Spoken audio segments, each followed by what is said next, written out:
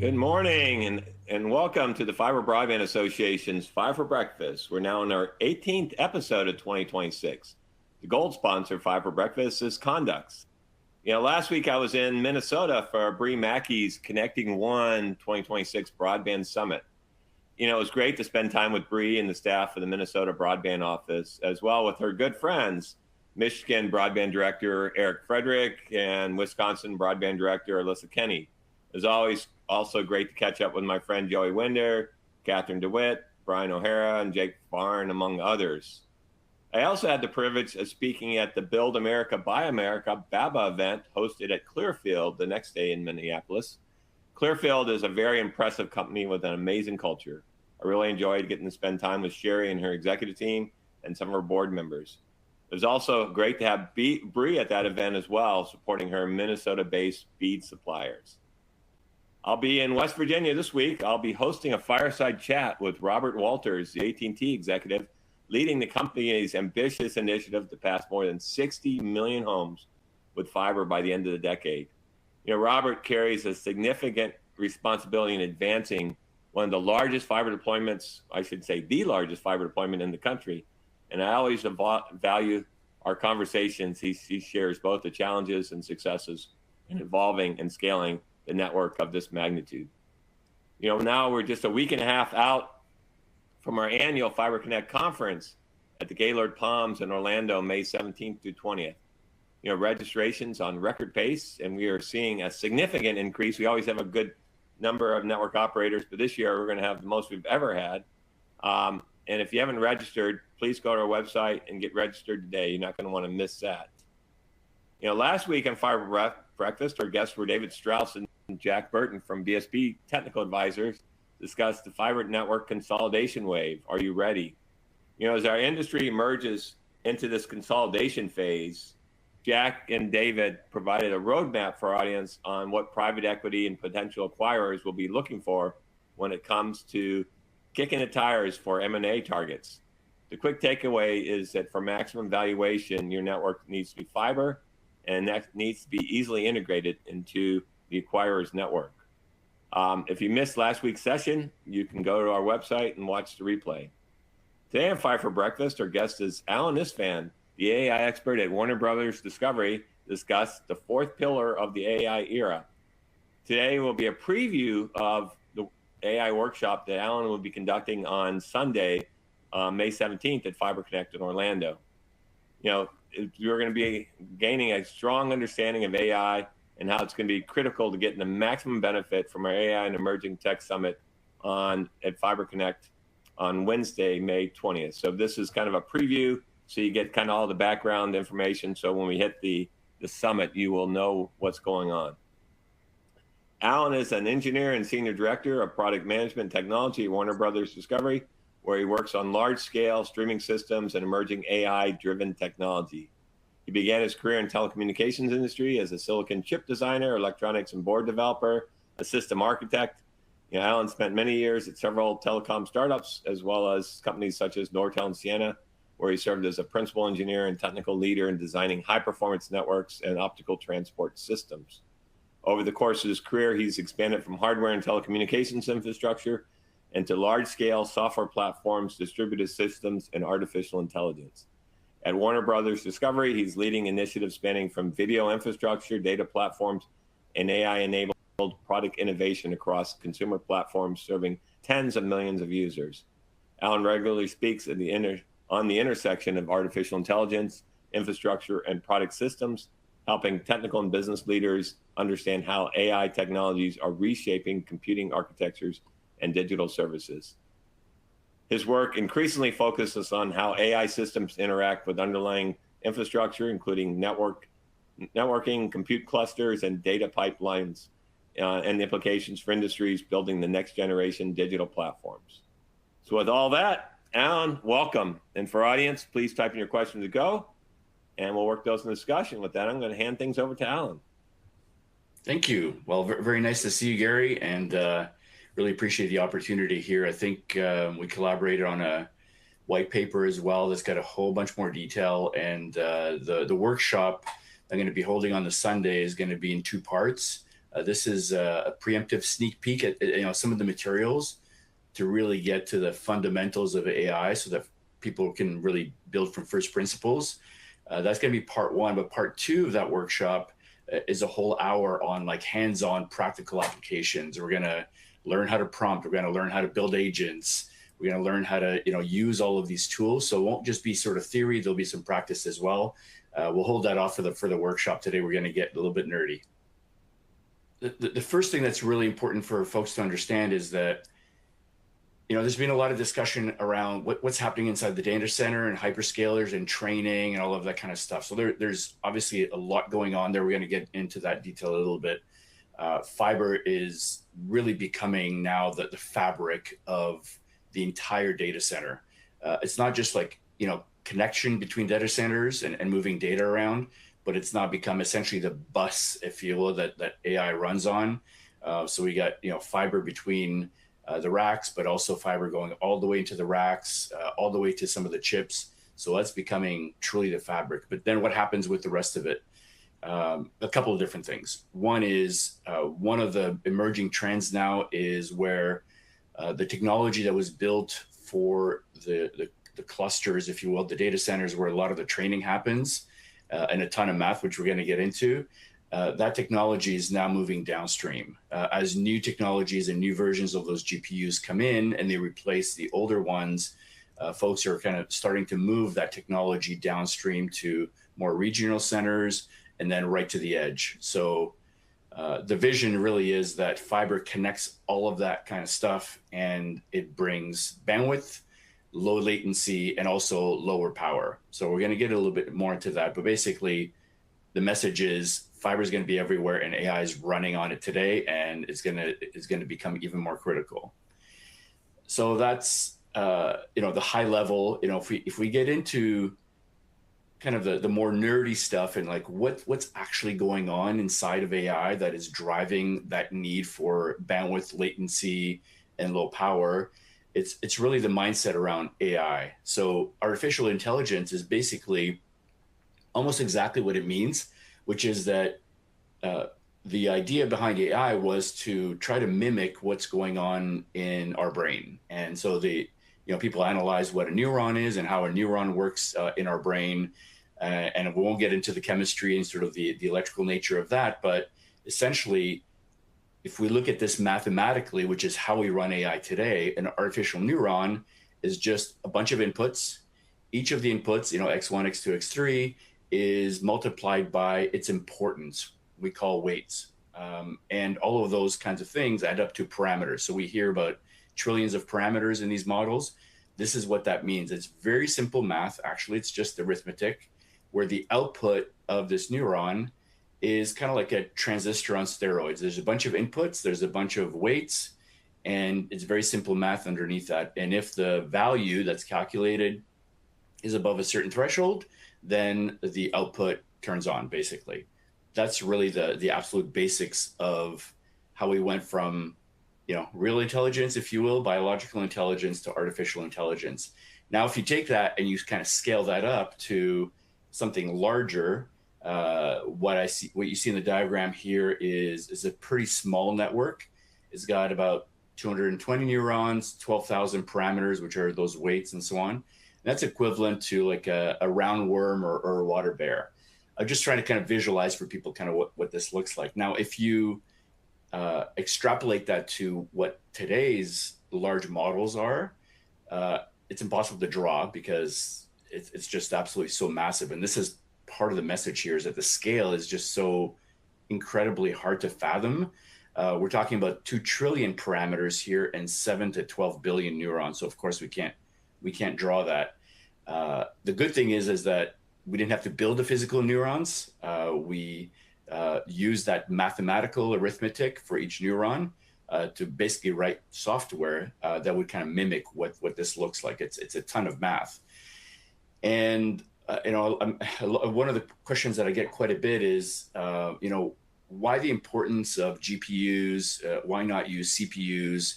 Why is NVIDIA taking off the way that it is? And in essence, GPUs were built for graphics, gaming and so on, to be able to calculate a lot of pixels all at the same time so that the motion would be very smooth. And a few years ago, people realized that that's exactly what we need to do in AI, because you got all these neurons, you got to do the math on them very, very quickly. And every time you train it with something like an image, you got to go through these billions of neurons and redo all of the math over and over. And so what happened was people shifted from CPUs, which kind of do one calculation at a time, to massive numbers of GPUs. So if you've ever had that question, hopefully that helps answer that. If we keep going, what happens now is that historically in the data centers, copper was the connectivity. And when you're getting to the amount of bandwidth and the need to calculate those things over and over, imagine a training run in a hypercluster is running for many, many months, and it's getting like a hard to explain amount of content going through it to try to train that model. The reality is that if you can't move data at the bandwidth that you need it, and if the latency is slow, it just directly impacts the revenue opportunity from that hypercluster. So in other words, people have spent billions and billions of dollars building that thing, and if it's hampered by its connectivity, then you're literally losing money. So fiber has really just become a core part of the AI infrastructure. And so this is why we kind of call fiber sort of the fourth pillar of the AI era. And let me explain a little bit. So today, on the top left-hand side, you see chips. So what we're talking about here is primarily GPUs. And as many people here, we are chip constrained. We can only manufacture so many chips. These are very complicated. And of course, chips go into systems and racks and cooling and all this kind of stuff. It is really hard to make these at the scale that we need to. And all the companies are kind of working as hard as possible, but we are chip constrained. Then power is the other thing that is absolutely required to run these things. And again, we hear all the time the amount of power and cooling and so on that's required. So we are also power constrained. And so if we're chip constrained and power constrained, the goal is to get the absolute most out of that infrastructure as people. I think there's something like 800 to 900 million people actively using ChatGPT. And that's just, the OpenAI model. Now we got Gemini, we got many other systems as well. So those are ramping up fast. How do we allow more and more people to use those systems and then be able to do that cost effectively? So the software is getting better and smarter. And then the last pillar that has to evolve substantially is fiber.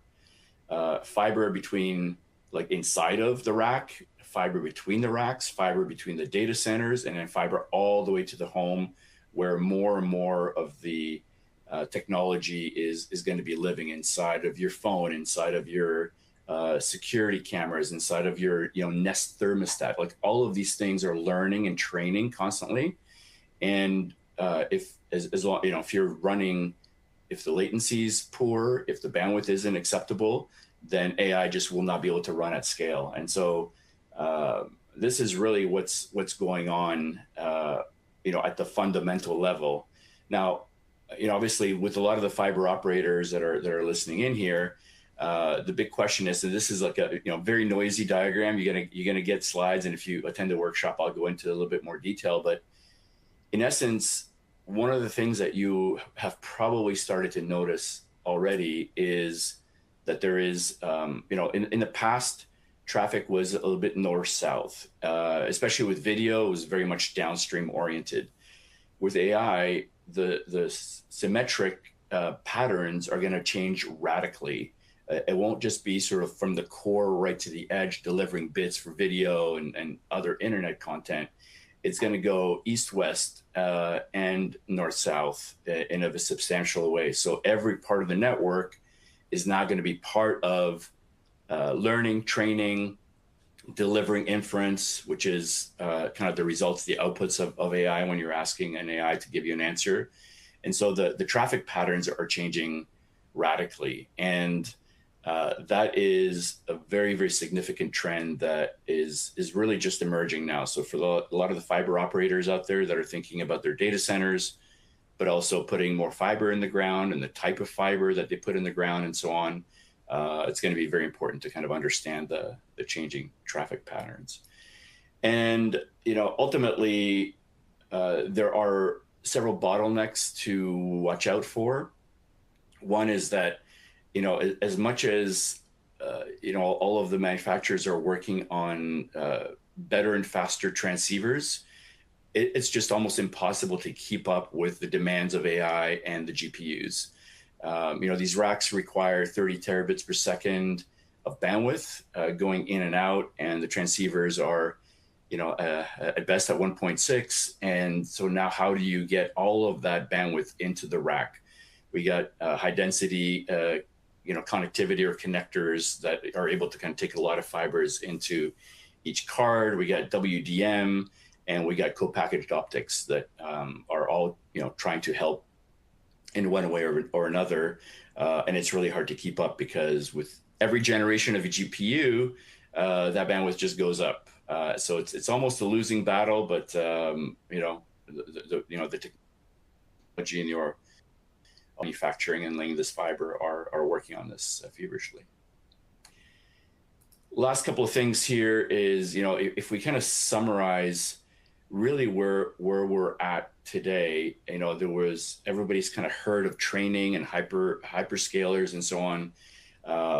That continues to happen, but now as you are, as many of us, over 1 billion now, are just going to ChatGPT, Gemini, and some of the other systems to ask questions, whatever those things are. We are now moving to inference. So a lot of the action is going to be to deliver answers on top of systems that have been trained already. The thing that we're noticing, though, is that the AI is getting better and better, and it's starting to essentially reason. You can start asking it really complicated questions like, uploading your blood results or your DEXA scans or whatever, and it's able to kind of go through them and provide you actual insights. And as we get to this point, now agents are starting to get built on top of that, agents that can operate on their own. And so the agentic evolution is upon us here, and that's going to at least 10x multiply the use of AI as we all start leveraging agents. And so things are moving really fast, and ultimately it's really hard to explain how absolutely massive these networks are, how much math is actually going on, and how fiber, low latency fiber, east, west, north, south, inside of the hyperscaler networks as well, inside of their massive data centers, starting from there all the way to the edge, all the way to the fiber tower. And so that's the key message that I really wanted to try to get across here, is that fiber has become the fabric of AI. It's the fourth pillar of AI. And as organizations and as governments, we need to absolutely invest heavily in that space to make sure that we don't slow down the progress here. So that's what I wanted to go through, a little bit of a glimpse into the workshop materials that we're going to get into a lot more detail on the Sunday of the workshop. Hope that gives you a little bit of a background here in terms of the fundamentals of AI. Yeah, no, so I think, if I look at our industry, we've been so focused on fiber to the home, and, we're going to get everybody connected by the end of the decade. But, I think this moment is so critical. And, the whole purpose, we've tried to be very purposeful and deliberate on Fiber Connect to help create a journey to help our industry be able to, because what I hear a lot is, oh, the AI guys are using up all our memory chips. They're sucking up all our fiber, it's causing supply chain issues. And it's, cities are going to have all these power issues, and they're going to use up all our water. And so I don't know that people are really understanding this paradigm shift. And we want to, start with your workshop on Sunday so that everybody's conversant on AI, not just on terms around, but have a good, solid understanding. So as we get to the by Wednesday when we get to our AI and Next Gen Summit, that they really are being able to get to the point where they leave the conference, maybe not have all the answers, but know the questions to ask. And so, I was in Minnesota last week, and, there was a panel of operators, and they were asked, we have 10 gig right now. The industry's been deploying 10 gig symmetric, and this is the first year of 25 gig PON. And, the vendors are developing 50 gig and 100 gig PON. And these operators are kind of like, yeah, we're good. People don't need, they're pretty happy with a gig or a couple gig, or, 10 gig feels good for a while. Is that the answer, or is AI going to generate, like you said, traffic north, south, east, west, south, north? I mean, all this.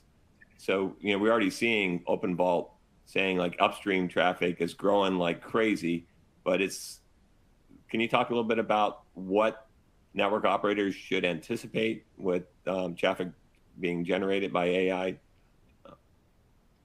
Yeah, absolutely. I mean, I don't know if you remember, the days of 1 meg modem and sort of the early DSL efforts, and I'm like, okay, 1 meg. I mean, that's going to be enough. Like that was a long time ago, but video came upon us, and now we've sort of settled into a bit of a complacency in terms of this is how much video we need, how much bandwidth you need for video.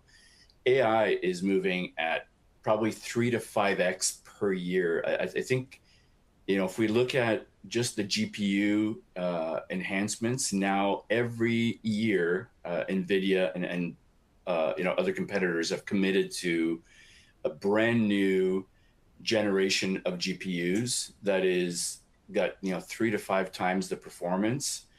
And so the bandwidth that AI is generating now, imagine let's just use an analogy of self-driving cars. So the self-driving cars are now driving around. We got Waymos, we're going to have Tesla, we're going to have individuals with these cars. It's just one example. Another example would be security cameras, and there's many more examples where AI is now happening at the edge, both in terms of delivering information, but also being able to capture what is going on around, say, a self-driving car, lots of moving parts, red lights, green lights. All of that data has to be moved in between all of these endpoints, which is why not only is the bandwidth going up by several X per year, but the symmetry of that bandwidth is also changing, right? It's going from that device or that car or that camera to its local data center, and maybe even to the cell tower. So the cell tower, all of the compute processing that is there today, that's CPU based, is all going to be GPU based, and there'll be inference at the edge. So there'll be inference and there'll be AI distributed across the entire network. And so, the bandwidth patterns are going to change, and the bandwidth is going to go up. The second part is, in order for these systems to make decisions as quickly as we need them, especially for a self-driving car or camera, latency is going to have to be super low. So single mode fiber, hollow core, all of the fiber optics all the way to the package. And so that is another massive change. And then the last bit is that the more fiber we use, the lower the power. And so that's another critical factor, is people are complaining about, like, hey, they're using all the power, they're using all of the water. Like, fiber is one of the things that is going to help these networks reduce the amount of power. And so it's just so absolutely critical. Yeah, I mean, it's like the baking soda of, baking the cake, right? This is what's going to really allow things to explode in a positive way. Can you talk, I mean, when I first met you, you were designing integrated circuits.